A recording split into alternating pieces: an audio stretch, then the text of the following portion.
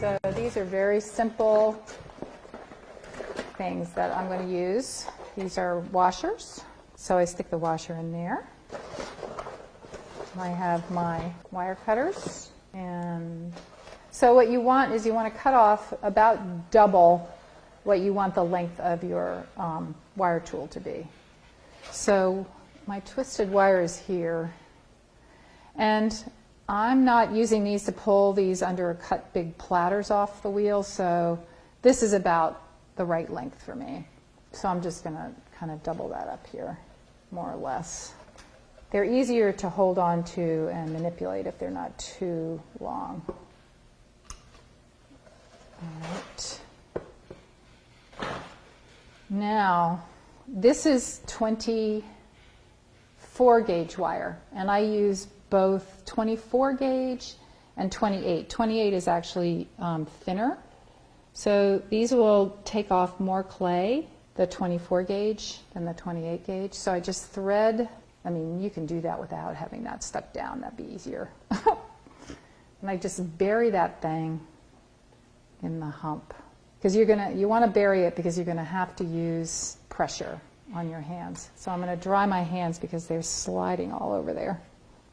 Now I'm going to hold my hands. Now the angle that you hold the wire will determine how tight or how loose the twist is. So if you want a really tight twist, you hold your hands further apart. If you want a really loose twist, you hold your hands closer together. And then you just go like that. It's really easy. So you can get this wire at your local home improvement center, and you can get your washers at your local home improvement center. And people are always saying, oh, I need like dental wire, I need guitar string. You don't. Like, who cares? This is so inexpensive. Who cares if this wears out and you have to make a new one, you know? The great thing for me about these tools is that these are yours. Even though this twisted wire is going to be similar to somebody else who made this twisted wire, this twisted wire is actually unique in all the universe. It's not manufactured. I did it on my wheel. And so the twist is mine. And that's, to me, really important in my work, that even though I'm using these stamps to make my marks, the clay, when I push them out, somehow because of my interaction with the clay, they become my marks. And the same with these wires. These aren't off a shelf in a store. So the marks that I leave behind with this wire, even though they'll be similar to other people's, they're actually not. They're really totally unique. And so I really encourage y'all to make your own tools. The dangerous part of this tool is this prickery end.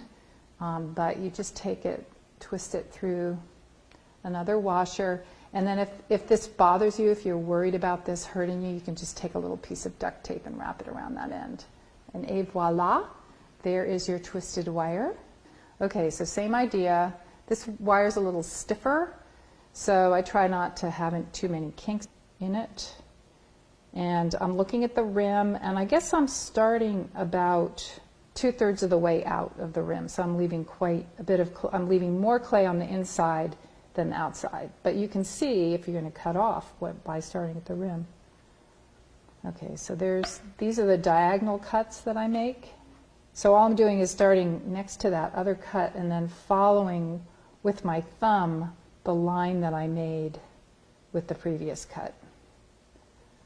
So those are diagonal cuts, and those are some of my favorite cuts to make because anytime you put something on a diagonal, it makes it look livelier. So it makes it look like the pot is moving. So, but you don't have to go all the way to the bottom with these. You can stop in between and you can get some interesting lines like that. You don't have to do a continuous line. You can zigzag and make some interesting things that way. You can combine those two. And you can be as crazy as you want with this stuff. Okay, so I'm opening this up again. It's easier to start on these with the top than to flare the top first than to go back in and belly first and then try to do the top, because for some reason working on the lip like this in the beginning helps stabilize the form. So then I'm going to come back in again from the inside out.